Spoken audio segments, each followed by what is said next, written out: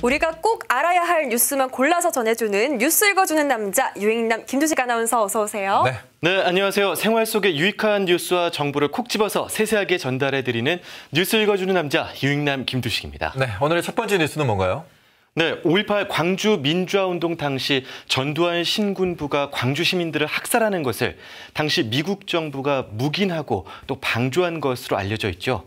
40년이 지나 공개된 미국의 외교 기밀 문서에서 그 전모가 드러났습니다. 네, 이번에 이제 그 기밀 문서를 보게 될 수 있게 된 건데 어떤 내용들이 지금 담겨 있습니까? 네, 우선 12.12 군사 쿠데타 한 달 뒤인 80년 1월에 당시 주영복 국방장관이 미국의 하원 의원을 만나서 이 군부에 대한 통제 실권이 없다. 한미 안보 회의를 열어서 도와달라. 그렇지 않으면 민간 정부의 입장이 약화될 것이라고 말했습니다. 그러나 미국은 침묵했고요.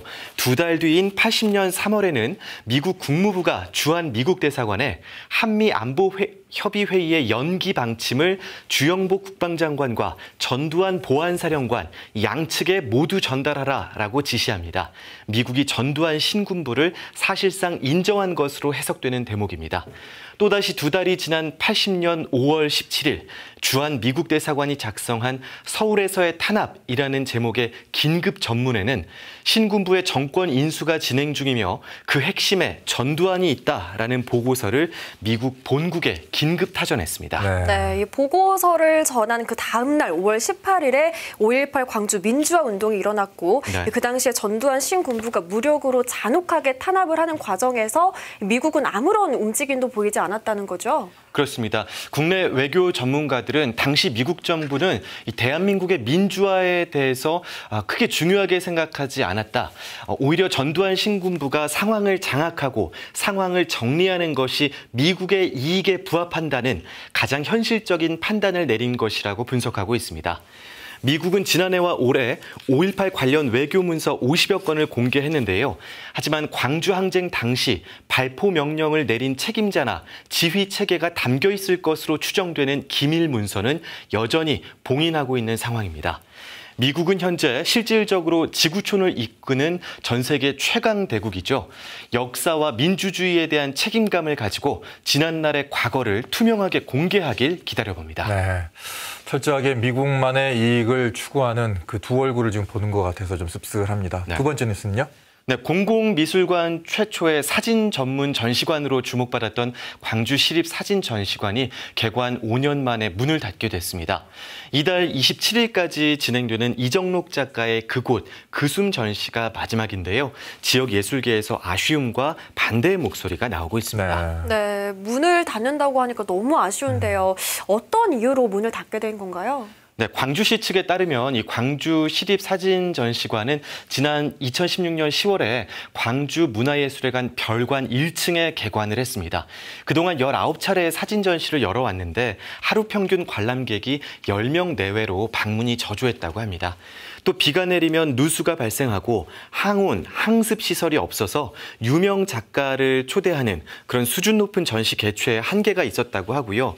또 2층과 3층에 예술단이 연습하면서 나는 소음으로 인해서 전시관 환경으로 적합하지 않았다고 합니다. 네, 전시관으로 적합하지 않다면 다른 공간 또 대안을 좀 제시해야 되는 거 아닌가라는 생각이 드는데 폐쇄한다고 하니까 지금 반발의 목소리가 나오는 거잖아요. 그렇습니다. 광주시 측은 앞으로 시립미술관 본관과 농성동 분관에 이 사진 전시를 적극적으로 개최하고 또 향후 공청회를 열어서 대안 공간 마련에 나서겠다고 밝혔는데요.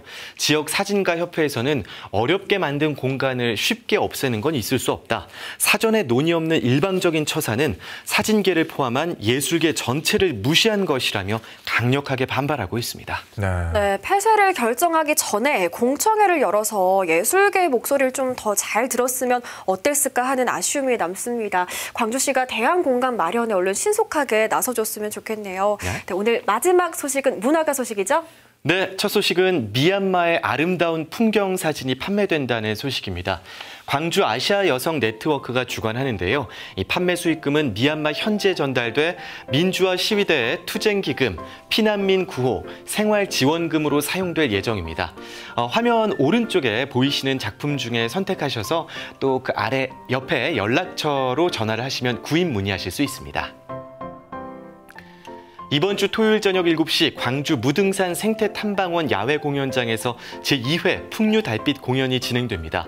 이번 공연은 풍물천지 아리솔과 코리안 집시 상자루의 무대로 꾸며지는데요. 아쟁 장구와 서양의 블루스가 합쳐진 아쟁인 블루스 무대, 부포놀이, 사자 탈춤 공연이 펼쳐지고요. 사전 예약을 한 50명을 대상으로 대면 공연이 진행되고 오는 8월 14일 광주 MBC와 또 광주 관광TV 유튜브 채널에서 비대면으로도 만나보실 수 있습니다. 놀이패 신명의 언젠가 봄날의 마당극이 이번 주 토요일 오후 5시 빛고울 시민문화관에서 펼쳐집니다. 이 마당극은 5.18 민주화운동 당시 행방불명자와 가족 이야기를 모티브로 했는데요. 방역 지침에 따라 선착순 265석만 관람 가능하고요. 전화 예약하셔야 하고 입장료는 5,000원입니다. 네, 오늘 유익남 소식 여기까지 듣도록 하겠습니다. 고맙습니다. 네, 고맙습니다.